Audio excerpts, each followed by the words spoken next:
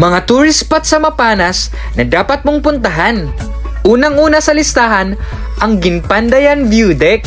Sikat ito sa kanyang panoramic view na napakaganda. Talagang mapapahinto ka kapag dumadaan ka dito dahil sa ganda ng view. Tingnan nyo naman. Sunod dito ang Naputad Beach and Rock Formation na dinadayo talaga ng maraming turista. At maliban sa Rock Formation and Beach, meron din itong Blue Lagoon sa harap nito na mas kilala sa tawag na Pinusilan Blue Lagoon.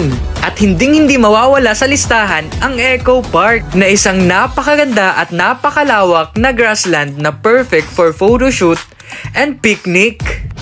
Kasali rin sa listahan ang dalawang nagagandahang rock formations na ito, ang Binabaladawan Rock Formation na Hugis Kifi at ang Mayong Payong Rock Formation na Hugis Payong. Isali na rin natin ang Naparasan River na madadaanan natin patungo sa napakagandang waterfalls, ang Matikawol Falls, na dinadagsahan ng mga turista dahil sa ganda ng lugar at sa lamig at linis ng tubig.